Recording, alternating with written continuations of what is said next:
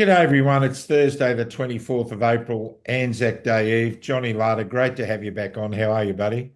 Oh, good. Thanks, Hoodie. Yeah, and looking forward to Anzac Day. It's going to be a beautiful day to celebrate what these diggers have sacrificed for our country and everyone that's served. Indeed it is. It's going to be a great day. And we're about to talk to our guest very shortly. Lee Hanson, One Nation candidate for Tasmania. Welcome to the program, Lee. Thank you, Graham. Thank you for having me. And hi, John, as well. A lot to unpack from you very shortly, but we want to talk about some. Look, it's what are we, 8 or 9 days out of an election, and there is just some stupid things going on, John. Yeah, madness. Absolute madness. Now, it's vitally important for the sake of this country that the minor parties get a lot more clout than they have at the moment. We need to get minor parties elected, and that's why we're talking to our our candidate from One Nation candidate from Tassie this afternoon. But the last thing that this election campaign needs on the side of those who are fighting for freedoms in this country that have been lost is ego-driven, manic behaviour. And look, we've got to, discipline is the key to a good campaign. It has to be discipline. And you can't have loose cannons running around firing in every direction. And that seems to be what's going on at the moment, John. And I think without mentioning any names, because it only gives it oxygen, we need to call on sensible heads to prevail. And let's try and get this country back on our feet and stop concerning ourselves with ego and control, because it's just ridiculous. It's absolutely ridiculous what's taking place at the moment. We've got a uni party running this country that needs to be given a slap around the head, and they need some control by the minor parties and the independents. So let's get on with that all, shall we? And let's worry about the arguments later. What do you reckon? I think that's a very good idea. Why are you smiling, Johnny? Well, I don't think anything more needs to be said, Hoodie. I mean, what's going on in the background with a couple of these individuals is just beyond belief. It is, it pales, it's beyond the pale. But anyhow, let's get on with real political assessments. And in talking to our guest today, Lee Hanson, of course, everybody knows Lee, you're Pauline Hanson's daughter. That's great. A lot of people are saying you're riding on her apron strings. That's a load of rubbish. I've had a good look at your background. You are a lady who can stand in your own right. You don't need your mum's reputation to do that. You've had an extensive background. You've worked a lot in education, in human resources, which is going to lead us to ask you some very pointed questions about the last few years. But clearly, you're a candidate with exceptional qualifications. You're a good thinker. You're sharp. You can act on your feet, and you need a break. And I tell you what, compared to your opposition in Jackie Lambie in Tasmania, you are a lay down misere if you get the proper airtime and people can see what you're about. Welcome to the show, and tell us a bit about you and why you're running. Thank you, Graham. And thank you for acknowledging my background and my experience, because I am my own person in my own right. Mhm. Yes, I am Pauline's daughter and I love my mum and I'm proud of my mum of what she's achieved. But, from day one, when I said to mum, I need to do this, I said, but I'm my own woman and I need to do this off my own back. So, and I stand by my experience. I've been in senior leadership roles across three of the biggest industries in Tasmania since I've lived in Tasmania. And I've earned my worth, and I'm a good worker, and I've built up my capability in doing so. And I know that's well understood, which is great. So why? It's been really interesting. I've been asked this question a few times, and growing up and witnessing mum, what she'd been through. I was about 10 years of age when she got into politics, and seeing the enormous highs and the tremendous lows. Politics was never something that of interest to me, because why would you?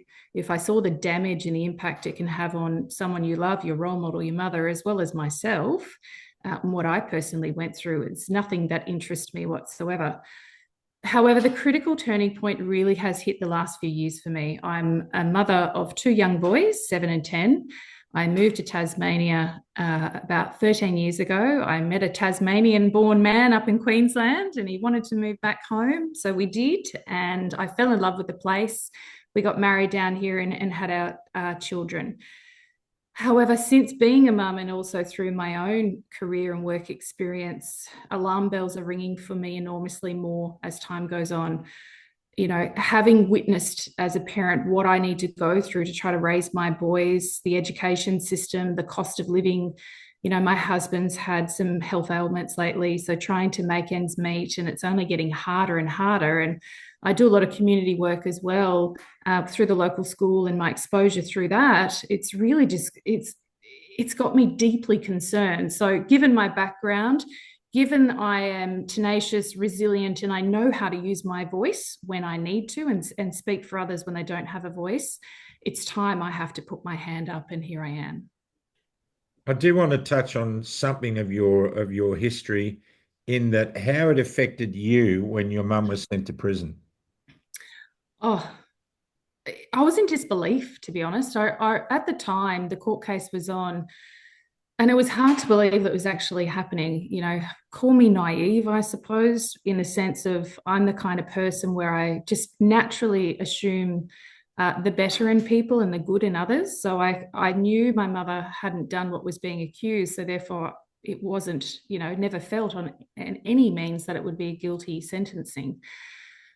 So I was actually had a holiday planned to New Zealand at the time, and my mum said to me, "Go on your holiday. Like nothing's going to happen. You've got nothing to worry about. Go and enjoy yourself." I was young, wanting to travel, and I was overseas in New Zealand when I got the news. So, being the youngest of mum's children, I had to step up and be the spokesperson to try to, you know, gain awareness and help her through this. One of the hardest times was I remember. Mum was actually on suicide watch at the time, and I didn't know because we had no contact with her. And I did an interview from overseas at the time in New Zealand. And it was that interview I later found out that pulled my mother out of the depths that she was in because I was able to speak to her through the interview. Wow. And that was a critical turning point for mum to keep fighting. So the impact it's had on her, and it took her a long time to recover. You know, the sentencing was quashed. She was in maximum security. I remember I was able to go visit her once with my brothers, and she had to go through strip searches and, you know, which was for someone, I call her a prude. She's old school. She's a bit of a prude. That was quite demeaning for her as a woman. So I remember the visit I saw her, she was a shell and a ghost of herself. I couldn't recognize her and the emotional state she was in. And she said to me, "Honey, as much as I need to see you, you know, myself and my siblings," she said, "I can't go through that again. I can't have you visit me again." And that was hard. That was hard to see someone in that state. Wow. And all that done in the name of politics. Correct. The filthy Correct. business, Johnny, isn't it? Yeah, well, look, it's an absolute disgrace what occurred. Yeah, and look, I know it's part of the fabric of who she is now, but you know, you don't wish that upon anyone, and especially when it's not true. I mean, Correct. I mean that's what's really debilitating in the whole background of it. For her, I'd imagine, you know, to go through that, just absolutely horrific. And how old were you at the time, Lee, when that? Oh, 19 at the time from memory. Yeah.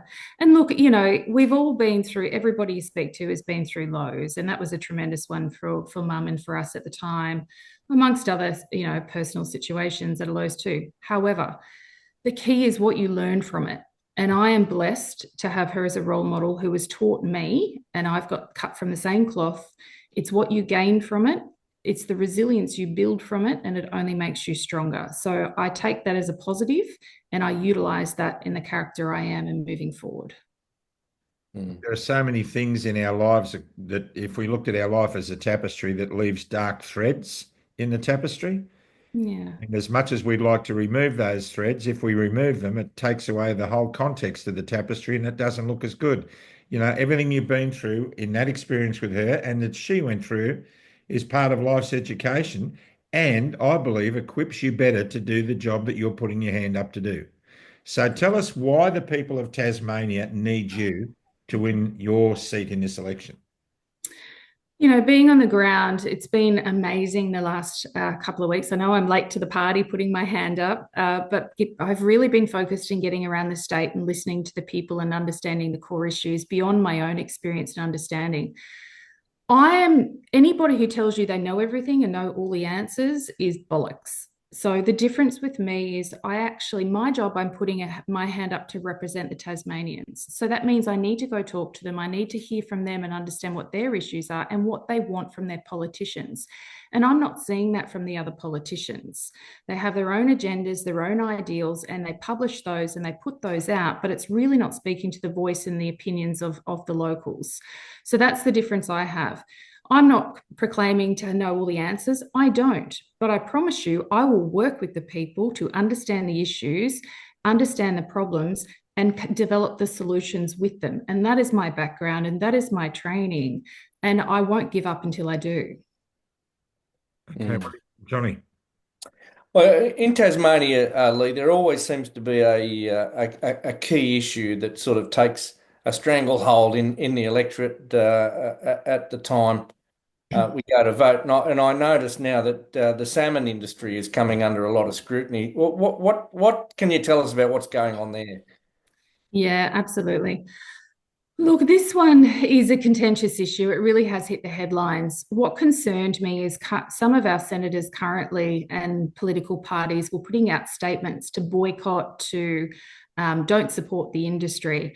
I then started getting questions as to what's my view. And I said, well, hang on a second. I need to fact find and I need to understand the issues. So I took it upon myself to go and actually tour some of these salmon farms so I can see firsthand and hear both sides of the picture.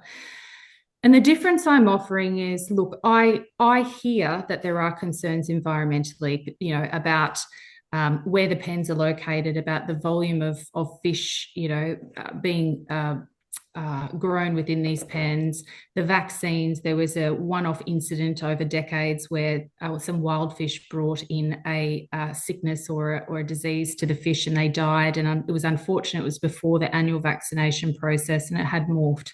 So I get there are concerns and that's had a really negative impact. However, what we're forgetting and what our job as politicians is not to throw the baby out with the bathwater, but understand how we can help and support the industry. So I'm not excluding that there's concerns there. I'm not excluding that there might be work to be done, and there is work to be done. But there's over 5,000 jobs in this industry directly in Tasmania, plus indirect jobs that benefit the agricultural industry, for example, as well. So it isn't our job to work with them. I do not want, say, hypothetically, and what we're not hearing from the current politicians is what happens if we shut it down. Those 5,000 plus jobs are gone and those families and livelihoods are directly impacted. Who's going to employ them? What are the jobs that are left in the market that's going to, you know, what's the impact? They're rural and regional remote areas, so it's going to have an impact on the local community and other small businesses as well. Then for salmon, that means we're going to import salmon from overseas who have lesser controls environmentally and are going to have a greater impact environmentally, let alone increase our risk to exposure of disease in importing the fish because of the lesser controls. So for me, again, I'm not saying there's not any concerns. There are, and I'm hearing that. But the vast majority, shouldn't we support our own and look for solutions to how to help them? And that's what I want to do. Fair enough. Fantastic. That's so true. I mean, salmon is becoming a staple in Australia's diet. You wouldn't think so now. I mean, I remember 18 months ago, you could get a good feed of salmon for $25 a kilo. Now you're paying up near 50. And we need to consider our agricultural industry, both aquatic and on land. What are some of the other issues that Tasmanians are pressing you about as you campaign? The big ones obviously are cost of living.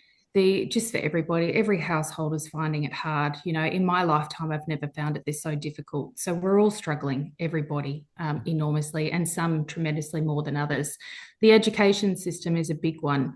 You know, hats off to our teachers are trying to do an amazing job, but there's a lot of improvements that need to be made in regards to education. And for example, 50% of our kids that graduate through school here in Tasmania are illiterate. It blows my mind. And there's a number of root causes or factors that are contributing to that. But how do we support our own students, our own kids here in Tasmania to make sure that they're equipped with the right skills and capabilities to be successful in life and in their workforce as well? Then you think about the pipeline that's going to higher education, which I'm not saying everyone needs to go to university, but we absolutely need a core minimum to take on the essential jobs such as health and education and engineering, which are vital to the success of our economy down here in Tasmania. And then we talk about the health industry. We've got mass failings with maternity wards shutting down here in Hobart, doctors' clinics shutting down. And this is unlike to the mainland as well, but we've got regional and remote medical practice shutting down because we can't get the right doctors. The urgent care clinics are putting greater strain on the current doctor shortage supply that we've already got, and they're being promoted as 24 hours or 8 a.m. to 10 p.m., which is actually not the case. So I'm hearing lots of failings, and it's not the doctor's fault. It's not the ambulance's fault. But it's how do we support and work with these departments and work with the industry to bring the pipeline, attraction and retention here within Tasmania. Great segue for you, John, in that response. Yeah, well, look, your mother has been very vehement in her opposition to the COVID mRNA vaccines. What was the phone call you got from Mum? Did she offer any advice as to whether to take it or not? Oh, when the vaccines were going, yeah. Look, obviously, Mum's exposed to a lot more data and information than the average person. That's through her role. When the vaccines were being mandated, I was working at the university at the time, and it was being mandated, and upon which everybody either had to take the vaccine or would face dismissal. It was a really hard decision because my mum was saying, Lee, don't put it in your body. I'm hearing data about people dying. There is severe medical consequences or long-term impacts of this. And she, obviously she was not wanting to gain the vaccine. And I was between a rock and a hard place. I said, Mum, I don't want to get the vaccine. However, my husband at the time was unable to work because of a back injury, and I was a sole income provider with two very young children and trying to do homeschool from at home at the time. And I said to her, I don't know what to do. Jobs are a shortage. It's very hard. I've got to pay the mortgage. I've got to put food on the table. I don't know what to do. I can't risk. And I was forced, if I wanted to continue to support my family and be employed, I had to take the vaccine. Now, I dragged it out as long as possible, but I had to take the vaccine, which was incredibly difficult for me. It should never have been mandated. Multiple people stood their ground, which I commend them and applaud them that they were able, they took that decision. But yeah, unfortunately, I was one at the time. However, I refused to get my children vaccinated, and upon which I did not. The thing is with all of this COVID madness is people should have been left alone to make their own decisions. Correct. That wasn't the case, and which leads me to ask you some questions with your HR background. I happened to call the HR department at Qantas the Human Remains Department. I have never seen such draconian Gestapo tactics in my whole life, other than what I've seen coming from Qantas HR on staff who couldn't be vaccinated because they're on long-term sick leave, fighting cancer, people being bullied and coerced. It just went crazy. People losing their jobs all over the place. HR departments have a lot to answer for. What are your thoughts? I agree. And this is where it's a values alignment. Look, you hear a negative commentary about human resources department. There are some wonderful people that do work in these divisions across multiple businesses as well. I feel for some of them between a rock and a hard place, because equally they need to get the vaccine, or they're instructed they must, enforce this protocol themselves to keep their own jobs in order, because, the CEO or the board or whoever directs has made this call. However, All I can say to my fellow, HR background colleagues is never forget why you're there. If you're in HR, it's because you genuinely want to be people-centric and do the right thing by the people. And there are points in your career that you need to say, well, this is a values misalignment, and I do not agree with what I'm being told to do because it goes against my core purpose. Why I'm here is for the people and the staff, and to look after them and fight for them and make sure they have the right employment conditions. So that would be a values check for themselves is what I would encourage them to do. Mm. Lee, you're obviously one of hundreds of thousands in Australia, probably into the millions, that have taken these vaccines unwillingly. Now, it is actually the duty and the due diligence of the person providing the injection to the person to actually obtain informed consent. Did anyone ask you any questions as to, your mental state, whether you wanted it, didn't want it, or it was just a case of roll the sleeve up? Actually, funny you say that. I'm trying to think back. I do remember when I had to go get my first vaccine. I only had two. And I remember when I got the first vaccine, it was through the pharmacy, and the clinician that was giving it to me, pardon me, said to me, right, now do you consent and do you agree? And I said, well, no, I don't. And he looked at me and he said, well, do you want to, you're here, you're getting a vaccine, I need your consent. I said, I'm being forced to do this. I don't want to do this. So this is my current situation. And he looked at me and he didn't know what to do. And I said, like many other people, I have no doubt you've seen and will see, we are being forced to have this vaccine against our will for the fact of keeping our jobs and supporting our families. So come on, let's do it. And he just, yeah. So I do remember that because it did not feel right to me in any way, shape, or form. And it should have been the choice of each individual. And I understand that there's people out there that still have never returned back to their industry or profession because they refuse to get it, which is a shame. We've lost essential skills from essential workforces as a result of this. You're looking at one in the black shirt, a paramedic of 25 years who can't get his job back because he stood for Oh, and been fighting it in the courts for ever since day one, and it's just been a nightmare. And he is one of many. There are about 45 paramedics in Queensland, even though the Supreme Court in Queensland ruled that the police and the essential services up there acted not in accordance of the proper standards. They should have been returned to work. They haven't been. There are thousands of nurses who can't go back to their jobs, police officers who can't go back to their jobs. It's a minefield, and we're still fighting that battle. and it's wrong. And I'm sorry to hear that, John, and great for you for maintaining your stance and fighting that. But what on earth are we doing to our society, to our people? Just like yourself, we've got these skilled shortages, these fantastically skilled people out there and unable to provide that service for our community. It just does not make sense to me. And this is the way we've headed today. And it's wrong. And when it's time for change, and we need people in there that are actually going to fight and stand up for everybody else and make a difference. Amen to that. Amen to that, Johnny. Well, we've established you're sensible. You got plenty of common sense, and you're 100% likable. Look, your mother was right from day dot on the immigration nonsense that's going on. I mean, to this day, I mean, she should be given an Order of Australia for calling it out 30 years ahead of time. What do you think about where we're going with the immigration and housing and all the issues that it's causing? Yeah, spot on, John. I think our job in Australia is to look after our own first and foremost. So I struggle with enormous immigration coming into this country. When you hear of homelessness increase, housing affordability and accessibility, the pressure on our education system, the pressure on our health system, how on earth can we bring the volumes of immigration into the country if we cannot look after our own? Who should we be looking after and caring for first and foremost? Sure, if we have the right systems, if we have enough housing, if we have enough, the education, the health, absolutely. but we do not. It's actually going backwards. And you speak to just about every Australian who says exactly the same thing. So why are we not listening to them?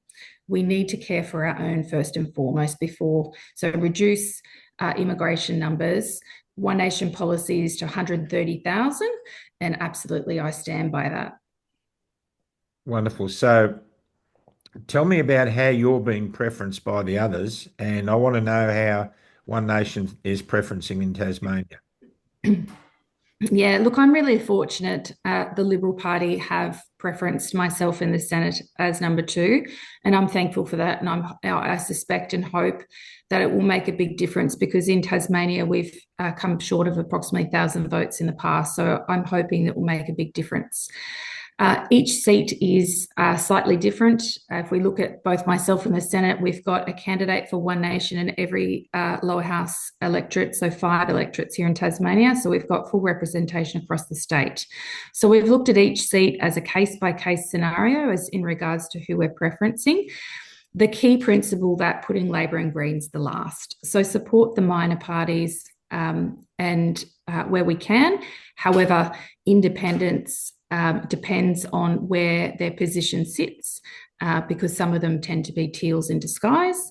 So looking at it each case-by-case basis. How has Jackie Lambie placed you? Well, funnily enough, I don't believe she, I haven't seen any preferencing. The how to vote card doesn't have preferencing on it, unless I've seen a different version as to what's the online version that I've seen doesn't. I'm not sure if what she's handing at a polling booth. I actually haven't seen any Lambie volunteers at any of the polling booths I've been handing them out. So surprisingly, I haven't seen any. Okay, that's very interesting. Hmm. Very interesting. We can Okay. only hope that she doesn't get elected. Well, I don't know if she's running or any of her candidates. Fair income. She's got to be one of the greatest disappointments in the Australian Parliament. I mean, during this COVID fiasco, I've seen nothing but rubbish come out of her mouth. Absolute nonsense. She likes to think that she's got the backing of the military people, but a lot of the military people I speak to didn't have a great deal of respect for her. So I think she rides the coattails of all that military stuff and says she's looking after the defence people. But what she's actually doing in there, I don't know. I think she's another one that really and truly is nothing more than a loudmouth. Look, it's funny you say that, John. I'm hearing the same thing on the ground. I think the difference with me is I have a different style and different approach and trying to represent the people. So I am very different to Jackie Lambie, and I'm sure you can tell that today in our conversation.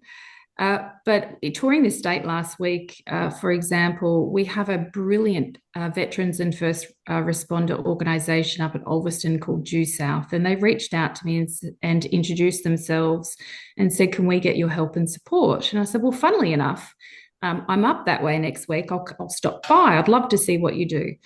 I was absolutely blown away and impressed by the work that they do. They not only for first responders and veterans, but the local community through rehabilitation, mental health, wellbeing programs, seasonal worker accommodation to help our agricultural business here, teaching the local kids in swim programs. Now, the unfortunate part is they said, Jackie lives a few minutes down the street and not once has she been in to see them or support them.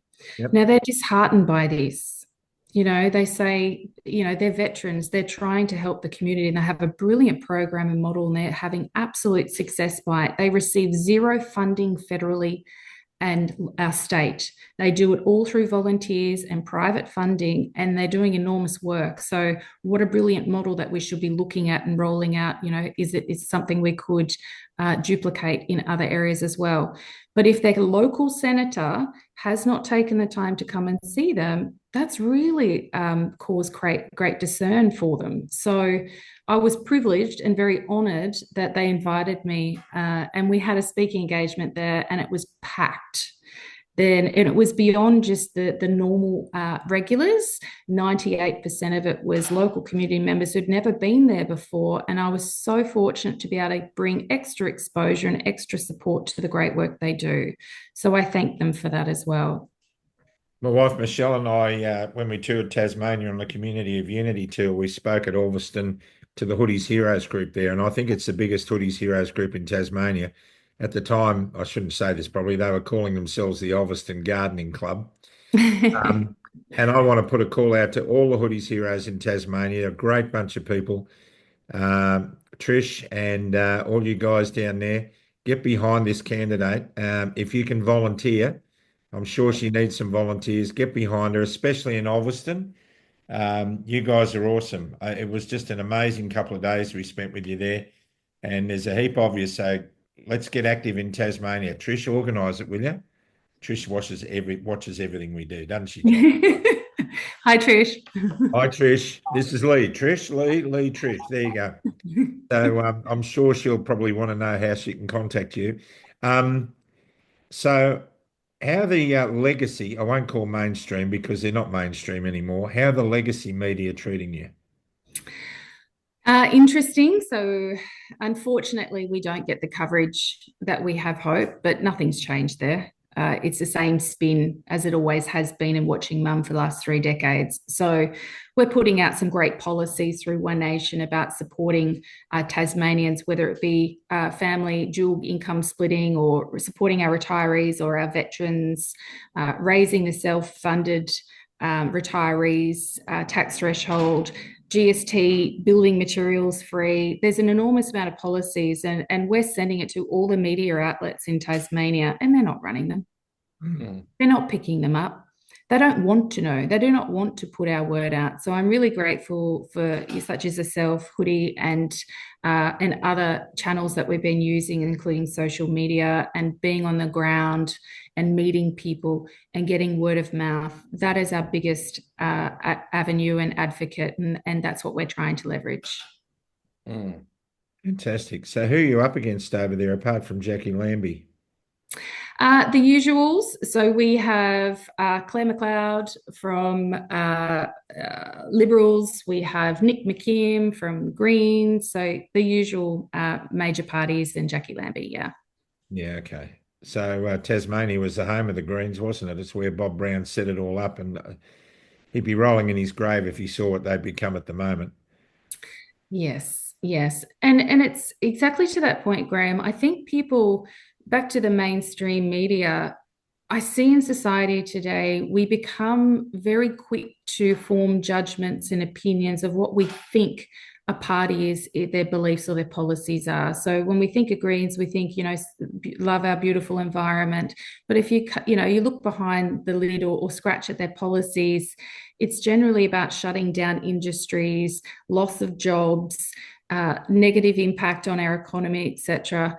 And likewise with One Nation. And what I'm trying to get through is people who have a perceived opinion of One Nation because of the media grabs and the way the media is represented. If you just have a look at our policies, it's family values. It's about looking after our own, and they're common sense policies. And this is what I'm trying to do with the new generation, is gain exposure and ask people, just do your research, go online to these websites of the different parties and have a look what they stand for. And those who have, I thank them, because the message I'm hearing back is, oh wow, I'm surprised. That's not what I thought One Nation stood for. And I thank you for doing that. And I just ask people to keep spreading the word. About an hour from now, when we complete this interview with you, we're talking with Malcolm Roberts from Queensland. How much of an impact is he having on what's going on in your life at the moment? I mean, he's a man much admired by Australians who see the effort he's putting in the committees in the Senate, asking the tough questions. Where do you stand? How does he impact on you? Look, Malcolm is a fabulous man, and I have the utmost respect for him. He has made a stance and he is fighting for Queensland. He is a great team member in One Nation and representing the people, and exactly that, asking the tough questions. So I have the utmost respect for him, and I thank him for that. And I ask people get behind Malcolm. We need him in the Senate again. He's up for re-election, and we need him to continue in the Senate because he's doing a fabulous job. Same as my mum, in holding the other parties accountable and doing what senators should be doing in the upper house.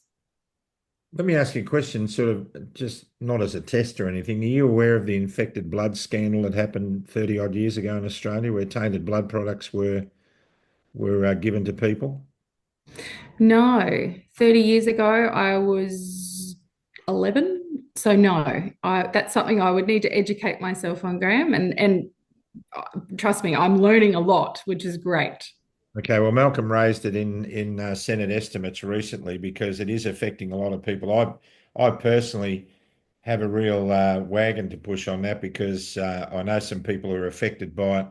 So basically, to give you a rough education, um, there are a whole bunch of people who were given tainted blood products knowingly by the government, by Commonwealth Serum Laboratories and Red Cross. They were given these infected blood products that were infected with HIV/AIDS and hepatitis, and pregnant women were given those products. And the government at the time knew about it, but did nothing to declare it and bring this to a halt. And those people are still fighting for justice. And they're going to join the list of vaccine injured who are mounting up in the hundreds of thousands, and the pelvic mesh scandal. There's been a medical tyranny in this country that goes way beyond our wildest dreams, and I would urge you to have a at least have a look at this infected blood scandal. As in Infected Bloods Australia have got some resources there that are well worth looking at, and yeah, we've got to get to a stage where we stop apologising 50 years after the event. We need to be a country that takes action now, because justice not only needs to be seen to be done, it needs to be done. So I just want to commend that cause to you, Thank you. because it's a pet one for me for some reason, and there's going to be a lot of stuff that you'll deal with, and I'm sure if you're successful, you'll be participating in Senate estimates. I hope so. Mm.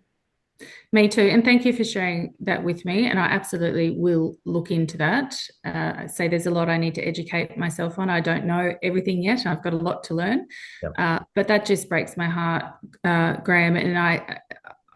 Where's the accountability in all these decisions? We're afraid to admit where things have gone wrong and stand by the people who need support and do what is right. So, Yep. yes, hold ourselves to account.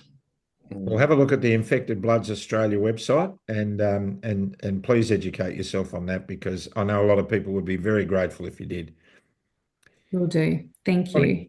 Johnny, any final questions? Well, just we don't hear a lot about what goes on in Tasmania generally. I mean, it's sort of like sort of off the map on occasions. You know, it's not really in the headlines in Australia with the mainstream media. But the renewable psychos, are they going mad down there as well with their wind farms and?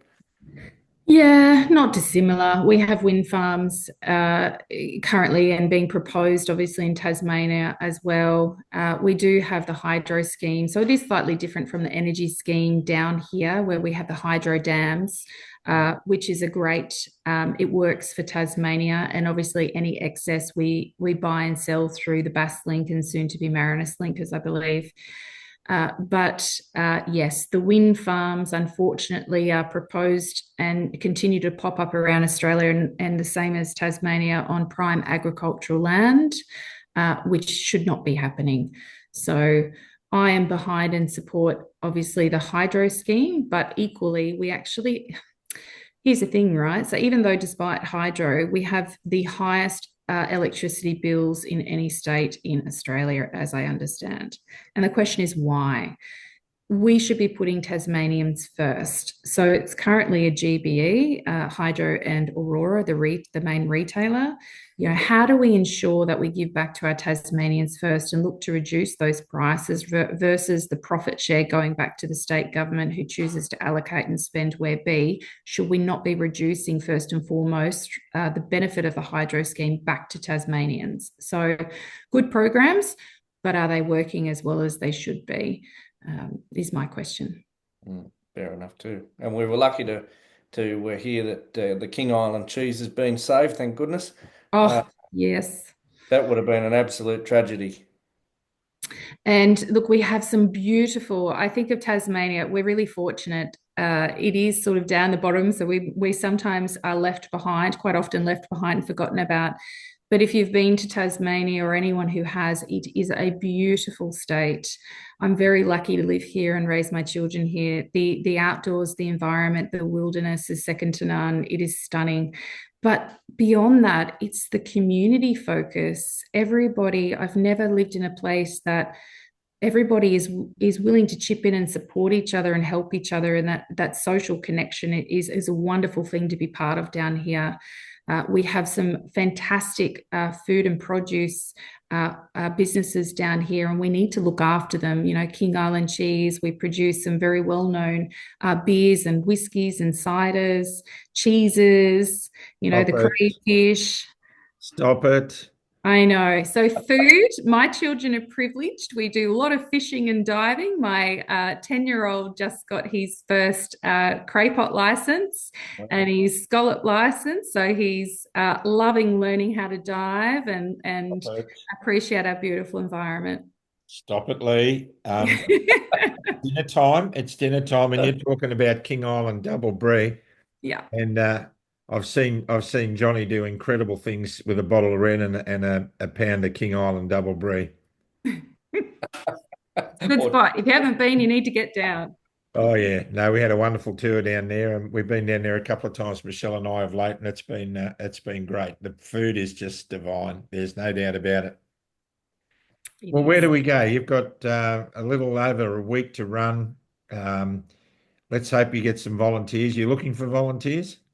Yeah, we have a number of people put their hand up, and I'm enormously grateful and thankful for it.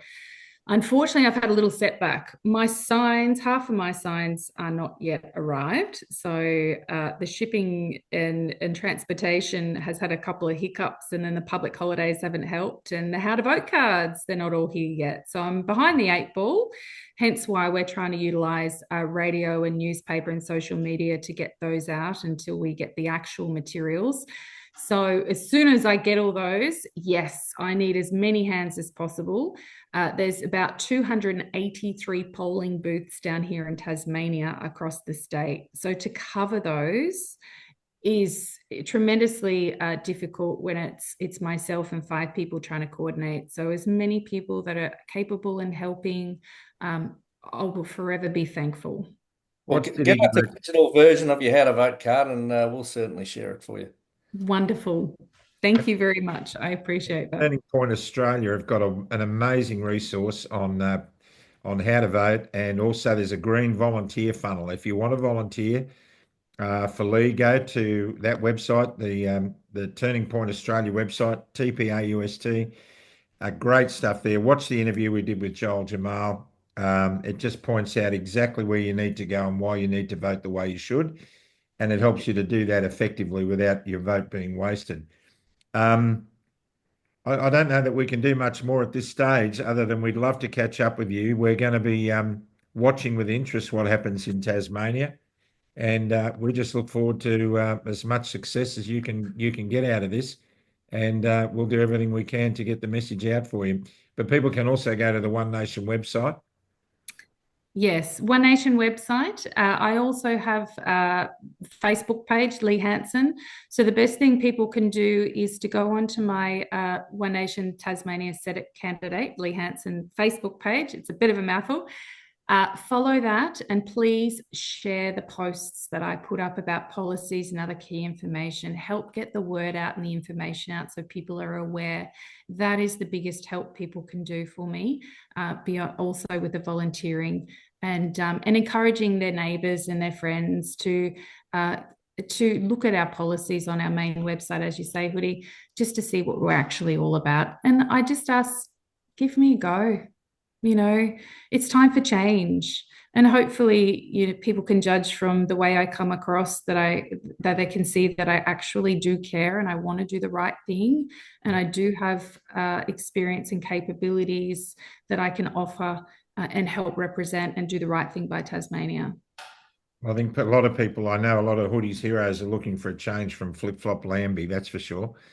Let's hope that we're talking to you after the election with some great news and you can share your experiences with us. We hope you'll do that for us. Yes, I would love to. And thank you for today too. So fingers crossed it will be positive news and we'll be able to have that celebratory conversation. All right. So there's a lot of people who love to watch this program because we pray at the end of it. So let's do that now, Johnny.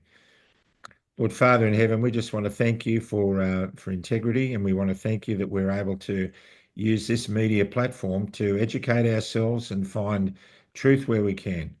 We pray that integrity in our political system is upheld. It's certainly under pressure at the moment. We pray for cool heads and calm thinking. And most of all, we pray for compassion for the great Southland of the Holy Spirit. Guide and lead us is our prayer in your precious name. Amen. Amen. Johnny, you've often been heard to say, You just couldn't make this stuff up. you couldn't make this stuff up. Don't forget, if you're in this political wrangle at the moment and you've got your hand up to do something, try and keep a cool head about yourself, will you? For goodness sake, think about the country instead of your own self-interest, and let's get on with it. Time has come and it's running out.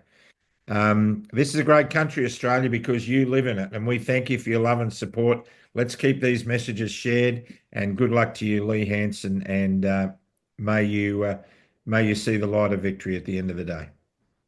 Definitely. Wonderful. Thank you, Hoodie. Thank you, John. I appreciate your time today.